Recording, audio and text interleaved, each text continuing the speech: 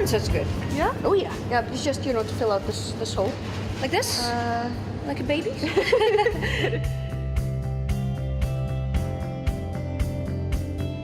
I come from a country where there were food shortages. Back then in Moscow, communism collapsed. We had the collapse of infrastructure.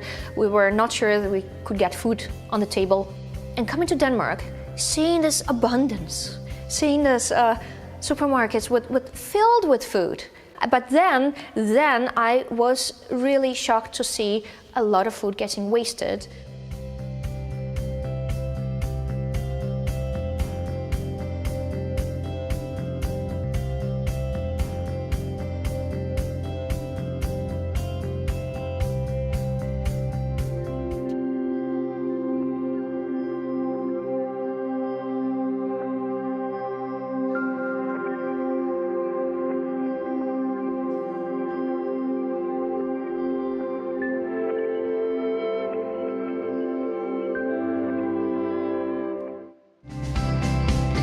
The biggest food wasters in Denmark are the consumers.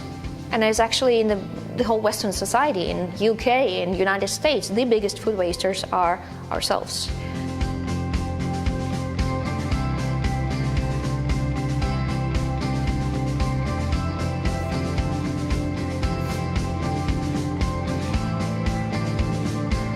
I have no life, basically. I have no life and I have no weekends. I have, all right.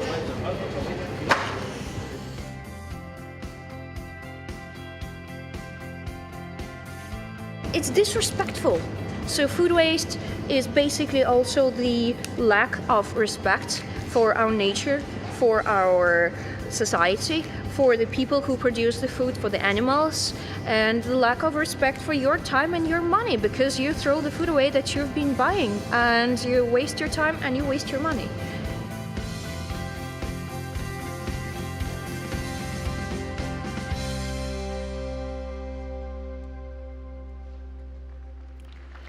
Ladies and gentlemen, food waster not extraordinaire, Selina Juul. The founder of Stop Wasting Food.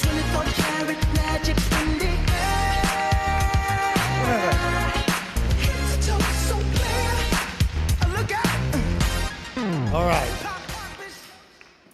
Let me tell you, as usual, let me remind you, you ask questions through the app. We're not going to do catch boxes at this point. We're going to do it through the app, so you can ask your questions, and I will get as many as I can. The first question, though, I have is, I'm going to, excuse me a minute while I just pour Selina some water. There we are. That's just enough to keep you going for now. Don't waste it. Don't waste it. That's what I want to really start with. This idea, we saw you came from Russia. We saw you saw the abundance of food. But many of us see things that need to be changed in life, but we don't go on a crusade to do so. So why did you go on this mission? Well, I'm the Cape Crusader, I guess, in an apron. Mm-hmm. Well, basically, as you see in the video, in the BBC video, I come from Russia where communism collapsed, and my sweet grandmother was the only one who stood for the grocery shopping, for the, keeping the household. And one day, it was in the 90s, she came back from the grocery shopping, and she said, Selina, there was no food in the supermarket. There was nothing. The supermarket was empty. So we need to really not waste food. We need to value the food. And it was a horrible, situation, because there was no food in the supermarket back then in the 90s in Moscow. So when I came to Denmark with my mother 25 years ago, I was shocked. I was shocked to see all the abundance. And then I started fighting with my classmates because they said, Selina, we waste food. This is the Danish way. Why do you care? And I said, no. There are people who starving. So that's why, I started this movement, because I had enough. Yeah, but we're all familiar with the sick joke, that your parent says when you leave food on your table, on your plate, and your parent says, don't waste food, there are people hungry, and you say, well, wrap it up and send it to them instead. I mean, it's a bad joke, but we've got used to the idea that it's there, eat it or not. Yes, we did, because unfortunately, the starving children in Africa are very far away. I mean, we're here, and some people say, well, if I throw the food away, well, it doesn't matter, does it? But on the bigger picture, it does. So where does it matter? Well, basically, right now, if you take the world's production of food, 1/3 of the world's produced food is either lost or wasted. It's worth of $950 billion a year. The food has been grown that is grown to feed the garbage. And while every 9th child, every 9th woman, and every 9th man on this planet are starving right now, where people waste food. And it is also about the future. Because, the future generations, we are going to be more and more people. Yesterday, we have amazing speakers here talking about the climate change. But what can we do to fight the inevitable future? Basically, we need to stop wasting food, because we cannot produce the food to feed our garbage for the growing population, because the population is growing. We're going to be 12 billion people on this planet by the end of the century. And if we keep producing the food to feed our garbage, there won't be enough resources. This is one of these issues, though, that many people may say, well, you're right. I know you're right. We live in a land of abundance. I live in New York, where the portions in restaurants are obscene. Yeah. But what can I do about it? Well, we're not the food waste police. So I'm not going to come to the restaurants and look at you and say, stop wasting food. I'm going to talk to the restaurant and maybe suggest they should serve smaller portions, because the portion sizes are huge. But you may have, I'm sorry to interrupt you, but you may have to re-educate the customer, because the customer sees a small portion and thinks, well, that's not worth $57. I mean, I expected a plate full. But what if you cannot eat it up? Carry on. So basically, what we did in Denmark 9 years ago, I started, basically a Facebook group. It's called Stop Wasting Food, Stop Spild Af Mad. We're a bottom-up initiative. We're not pointing fingers, we're looking for the solutions. Because people, they want to change the situation today. There's a climate change, there's a resource scarcity, there's growing population. We need to change the way we consume. So basically 9 years ago, I started up the Stop Wasting Food. 2 weeks later, we're on national media. And 3 months later came the first supermarket, Rema 1000. And they did something awesome. Which takes us to our first question from Frederick, which you can see up here. I'll call it out for you. In your opinion, what is the most important thing the food industry, we'll come to ourselves in a minute, nobody gets off scot-free here, what's the most important thing the food industry can do? Right now, we're working with the entire value chain. And we do know that, of course, the food industry does create a lot of overproduction. And a lot of food is donated to charities, which is very good. Our organization also donates food to charities. But more and more food producers are starting to think into creating what I call food waste products, meaning that turning food waste into profit. Just like I mentioned in Rema 1000, the Danish supermarket chain, the first one who's inspired by our work, they have cancelled all the bulk discounts, and they're actually getting more customers because of that. They're turning the food waste into profit. Industry today is making food waste products. For example, tomatoes out of or tomato soup out of wonky tomatoes, or the ugly wonky vegetables that people don't buy in the supermarkets because they're not aesthetically pleasing, they're ugly. People want to have perfection. But instead of tossing them away, the industry right now is looking into putting them into produce, into new produce, tomato soups, all of other produce, go into catering. Because when you're in a restaurant, you don't care that if you're eating salad and the tomatoes were originally ugly or not ugly because it's all chopped up. So there are new opportunities in Denmark right now where food waste is being created into new profit, which is good because we need to address the source. And that brings us to the next question from the audience, which is, what type of resistance have you met from industry? You talk about the supermarket that helped you, but what about the resistance that you've met? Actually, there's not any resistance, because stop wasting food is a cause that everybody can agree on.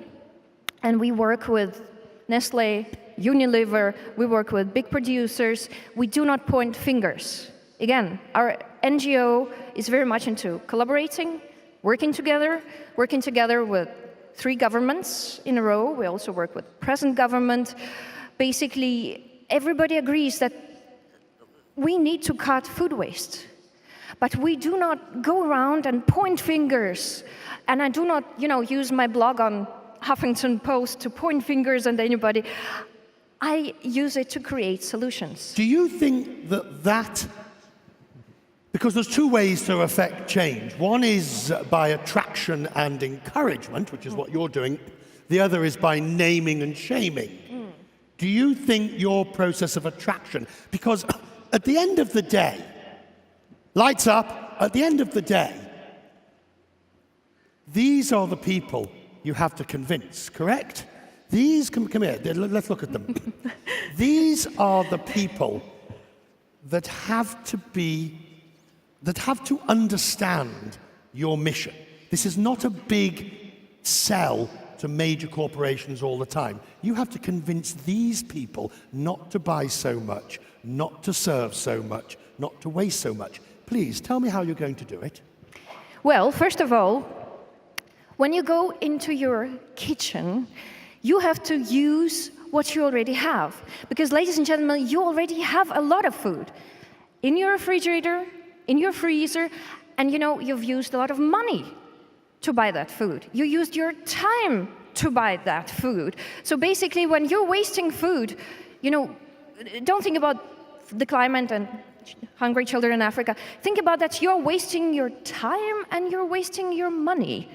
An average European household wastes about 900 euros a year. 900 euros a year? 900 euros a year per household.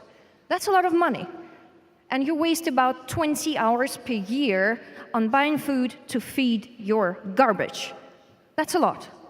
So basically, if you stop wasting food, you stop wasting your money, you stop wasting your time, and you're also saving the environment. Right, but that brings us to the perfect question.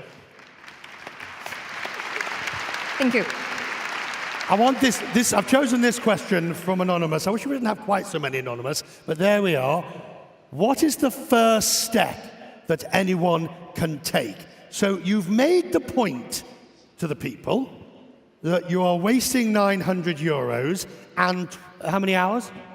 20 hours per year. So you've wasted a day and 900 euros. Where does this process begin for these people to stop wasting food?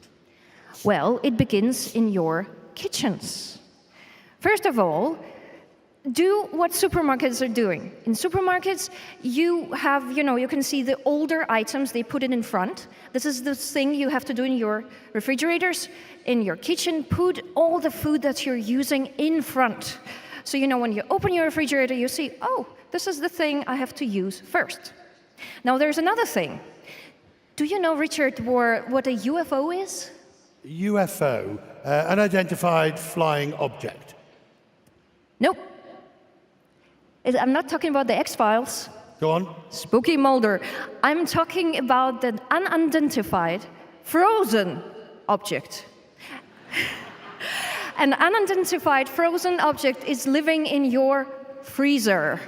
It is the food that you have saved, you put it in the freezer, and you forgot all about it. How many people in here have thought, oh, I'll just put that in a freezer bag. It'll be nice for leftovers next Thursday. And it's still there now. And then you take it out of the freezer, all congealed and frozen, and you think, what the hell was that? And you say, you used your time and money on that and your electricity bill. All right, so where do we start? We start at the fridge. You start in the kitchen, Yep. the refrigerator, Yep. your freezer, and also before you go to supermarket. People forget to write shopping lists. So what you do, you take your phone, you open your fridge, you take a picture. So you already know what you have in your refrigerator. So you're not buying more than you already have. God, it sounds so simple, doesn't it? How many times have you got to the shop and thought, oh, I must get some cottage cheese, only to get back and find a totally unopened tub of it nestling near the back because you had... Carry on, keep going, please. Yeah. Anyway, if we're talking about those food waste traps, and there are a lot of food waste traps, they're also in the supermarket. Remember, I remember when I came from Russia to Denmark, 25 years old, there were shopping baskets, you carried them around. Today they're huge and they're on wheels. It's because, you put them down and you fill it up with food and they're not heavy because you're rolling them after you. So basically, if you want to stop wasting food and not be tempted to buy more that you knew, take your shopping cart and carry it by hand. And back home, when you're home with all the food, basically do not, cook too much. In other words, remember there's only 3 of you for dinner, not 33.